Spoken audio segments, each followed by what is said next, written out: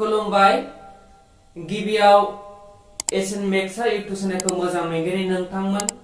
एसेन मेक्सा YouTube चेनेलखौ अरायसम support खालामग्रा नोंथांमोन इंराजि सोलोंनो मोजां मोनग्रा सोलोंगिरि नोंथांमोन यां जेनेरेशन नोंथांमोनखौ गिबियाव एसेन मेक्सा इउटुब चेनेलाव बरायना लाग्रोबाय दिनै नोंथांमोननि थाखाय फिन खेब मोनसे भिडिअ लाना फैबाय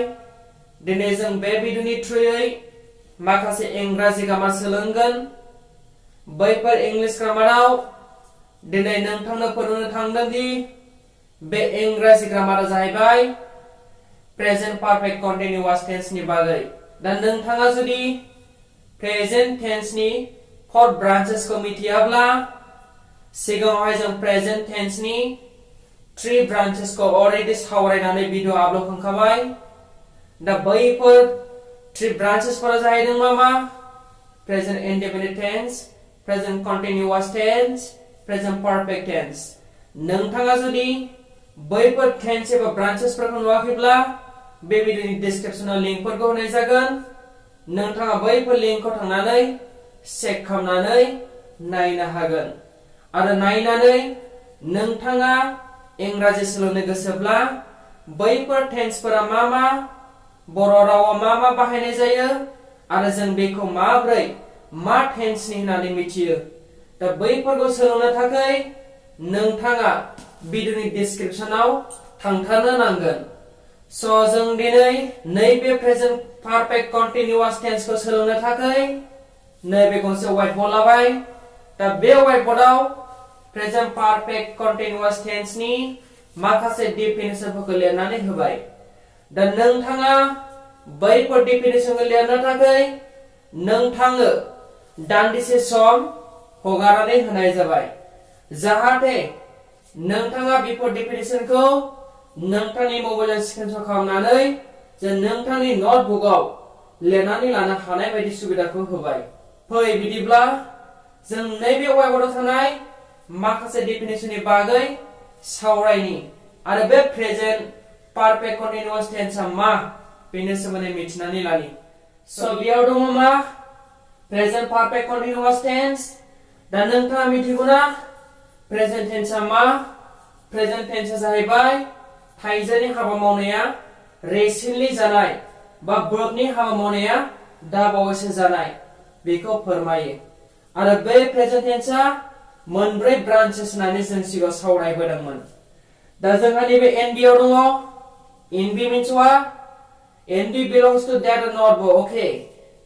now here present perfect continuous tense आव subject नि उनाव आरो main verb नि सिगाङाव be verb नि forms have been आरो has been नि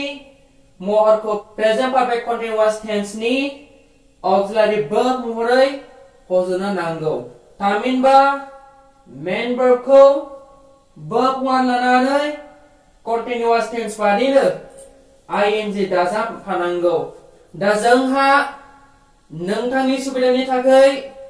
present perfect continuous tense नि मोनसे पेटार्न एबा फर्मुलाखौ होनाय जाबाय दा नैबे फर्मुला एबा पेटार्ननि जोहैसो जों present perfect continuous tense खौ बुजिनो आरो लिरनो हागोन स' बेनिखायनो जोंहा पेटार्नआव दङ मा subject plus have oblique has been actually नोंथाङा ओरैबायदि लिरनो हायो subject plus have been comma has been बेबायदि लिरनो हायो दा जों लं प्रसेसआव लिरजासे जों बेबायदि लिरबाय मा subject plus have oblique has been plus bracket verb 1 plus ing bracket plus object दा बेवहाय जों नोंथांनो गोजौनि डेफिनेशनखौ फोरमायनो आरो नैबे पेटार्नखौ दिन्थिनो थाखाय मोनसे एग्जांपल होनाय जाबाय जाय एग्जांपलनि थ्रुयै बेफोर गासै डेफिनेशनखौ जों सावरायगोन दा बेखौ सावरायनो थाखाय गिबियाव आं एग्जांपलखौ लाग्रोनोसै दा जोंहा दङ मा he has been reading book माने मा बियो बिजाब फरायदों एबा फरायगासिनो दङ होननाय जादों दा जोङो गोजौनि डेफिनेशनाव बेखौनो मोननाय जायोदि जेब्ला प्रेजेंट पारफेक्ट कन्टिन्युअस टेंसखौ सावरायनो थाङो अब्ला बै जानाखि subject बेनि उनाव प्रेजेंट पारफेक्ट कन्टिन्युअस टेंस नि ऑक्सिलरी वर्ब जायखौ जों बी वर्ब ना मिथियो बैफोर जादों मा have been आरो has been बेफोरखौ फसंनाय जायो माब्ला फसंनाय जायो नोंथांनि साबजेक्टखौ नोजोर बोनानै जे नोंथांनि साबजेक्टआ प्लुरेल ना सिंगुलार बेखौ नायनानै बै जायखि has been आरो have been बेखौ फसंनाय जायो बेखौनो फोरमायबावनाय जायोदि जेब्ला नोंथांनि साबजेक्टआ सिंगुलार नाम्बार जायो अब्ला has been ऑक्सिलरी वर्बखौ फसंनो हायो जेब्ला नोंथांनि साबजेक्टआ प्लुरेल नाम्बार जायो अब्ला have been ऑक्सिलरी वर्बखौ फसंनो हायो नाथाय बेखौनो एलार्ट खालामना होनाय जायोदि I मानि आं बे सोदोबथिया जेब्ला साबजेक्ट हिसाबै बाहाय जायो अब्ला नोंथांनि साबजेक्टआ सिंगुलार नाम्बारब्लाबो बेयाव have been ऑक्सिलरी वर्बआसो बाहाय जायो बेखौ नोंथाङा गोसोआव ला दा बेवहाय गोजौ डिफिनिसन हिसाबै दंबावो जोंहा मा बै जानाखि मेन वर्ब बेनि सिगाङाव बी वर्ब जायखौ जों ऑक्सिलरी वर्ब होनना मिथियो बेखौ मा फसंनाय जायो आरो बै मेन वर्बखौ जों मा जेब्लायबो वर्ब लानानै बेजों लोगोसे ing प्लास खालामनाय जायो बबेयाव जेब्ला जों प्रेजेंट पारफेक्ट कन्टिन्युअस टेंसखौ सावरायनो थाङो अब्ला दा फै जों एग्जाम्पल लानानै गोजौनि डिफिनिसन आरो नैबे फर्मुलाखौ फलो खालामनि दा जोंहा दङ मा he माने साबजेक्ट has been माने ऑक्सिलरी वर्ब reading माने मा बेयो जाबाय मेन वर्ब book जाबाय object so first of all जों मोनदों साबजेक्टआ थाफासो सिंगुलार नाम्बार सो बेनिखायनो आं बुंखादोंमोन सिगाङाव मा जुदि नोंथांनि साबजेक्टआ सिंगुलार नाम्बार जायो अब्ला has been जुदि नोंथांनि साबजेक्टआ प्लुरेल नाम्बार जायो अब्ला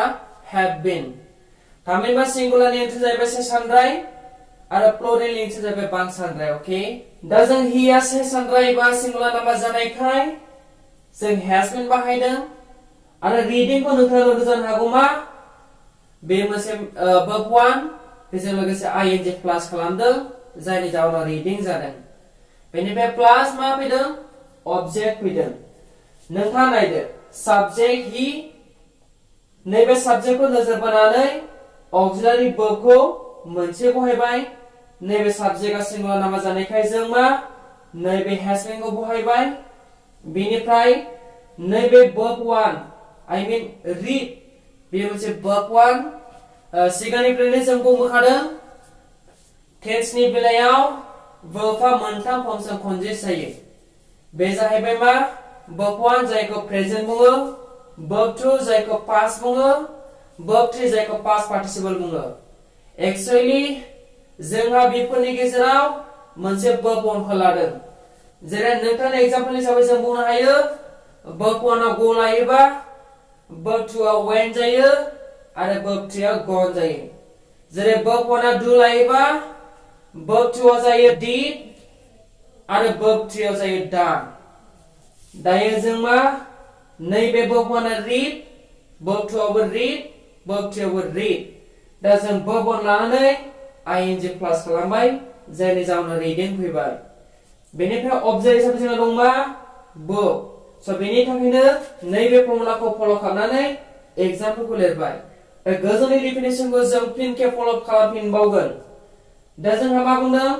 प्रेजेन्ट पारफेक्ट कन्टिन्युअस टेन्सआव साबजेक्टनि उनाव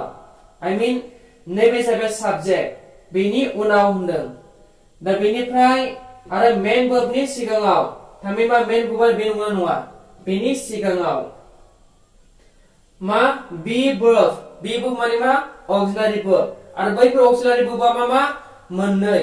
बे जाहैबाय मा have been आरो has been दा नोंथांनि सिगाङाव मा बेखौनो फोरमायबावनाय जायोदि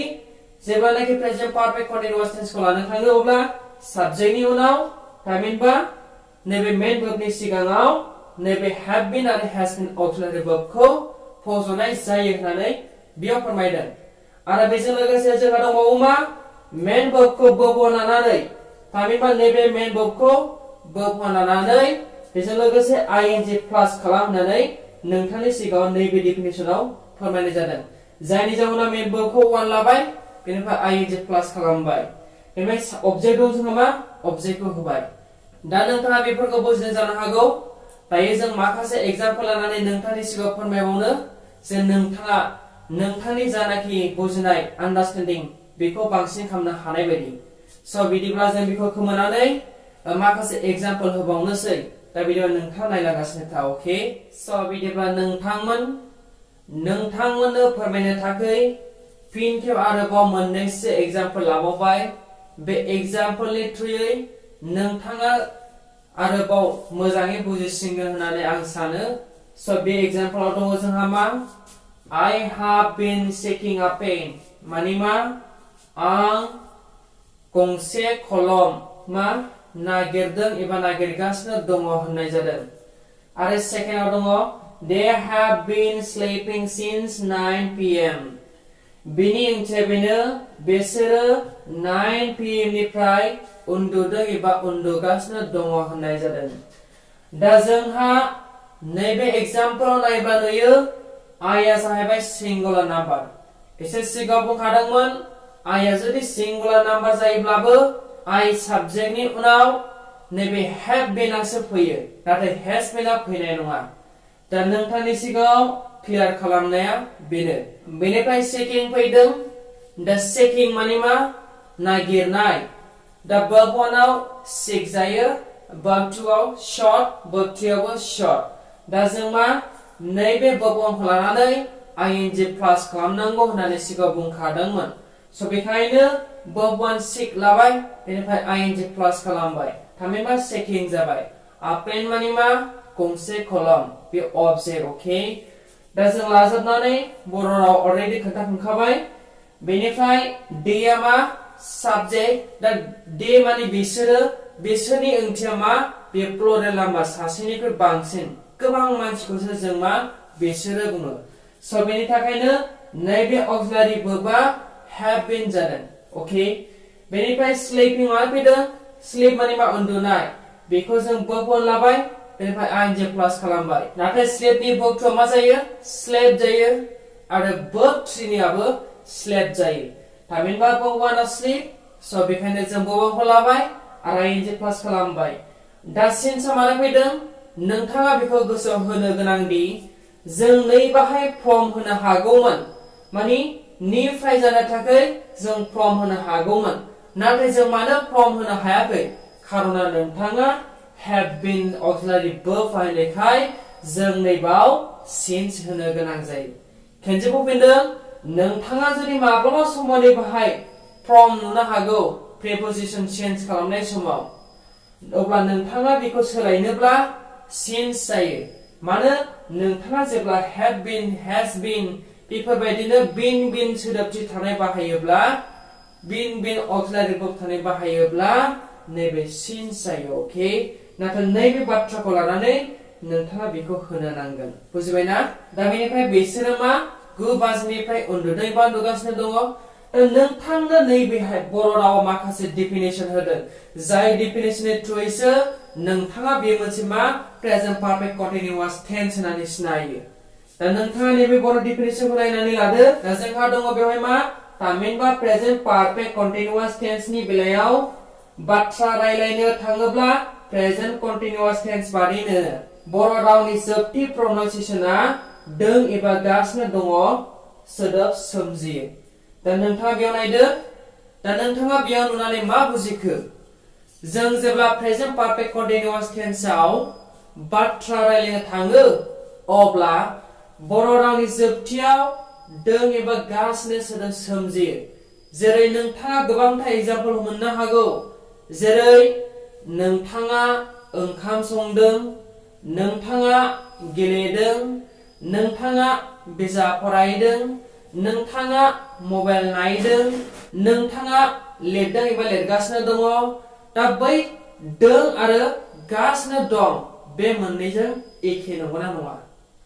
दा बै दों आरो गासिनो दं सोदोबथिया दा बावैसो हाबा मावनाय दिन्थिना दिन्थियाखै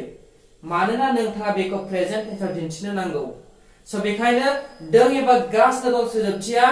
एखे आरो बे खामानिया दा बावैसो जानायखौ फोरमायदों जायखौ जों प्रेजेन्ट पारफेक्ट कन्टिनिउआस टेन्स बुङो थिग बेबायदिनो प्रेजेन्ट पारफेक्ट कन्टिनिउआस टेन्सआ बै जोंनि जानाखि प्रेजेन्ट कन्टिनिउआस टेन्स बैनि बाथ्रा एबा सोदोबथिखौनो बर' राव जोबथिनायाव एखेखौनो बाहायो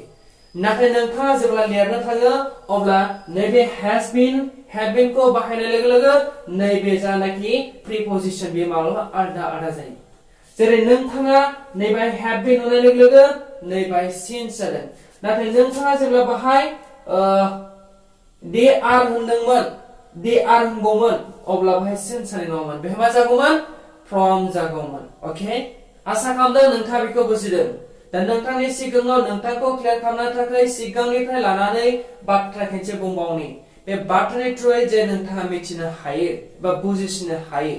जों जेब्ला प्रेजेन्ट पारफेक्ट कन्टिन्युअस टेन्सखौ सावरायनो थाङो अब्ला ऑक्सिलियारी वर्ब महरै मोननै बाहायनाय जायो बे मा has been आरो have been जेब्ला नोंथाङा साबजेक्टखौ नोजोर बोनानै सेन्टेन्स बानायनो थाङो अब्ला नैबे साबजेक्टआ सिंगुलार ना प्लुरेल बेखौ नोजोर बोग्रोदो बेनिफ्राय जों ऑक्सिलियारी वर्बखौ होदो ओके सिंगुलार नाम्बार जायोब्ला has been प्लुरेल नाम्बार जायोब्ला have been ओके आरो बेनिफ्राय जों बुंनो हायो बै जानाखि मेन वर्ब बेखौ वर्ब होनानै बेजों लोगोसे ing प्लास खालाम बेनिफ्राय ऑब्जेक्टखौ हो ओके आसा खालामदों नोंथाङा बे भिडिअखौ नायनानै नैबे प्रेजेन्ट पारफेक्ट कन्टिन्युअस टेन्सनि बागै मिथिबाय दा नोंथाङा नैबे एसएमएक्स आइटि चेनेलाव गोदान नायगिरिबा बे चेनेलखौ दासिम साबस्क्राइब खालामाखै नोंथाङा साबस्क्राइब खालामनानै ला जाहाथे नोंथाङा बेफोरबायदि गोदान भिडिअ मोननो हायो लोगोसे इंराजि सोलोंनाया नोंथांनो थाखाय गोरलैसिन जानानै होयो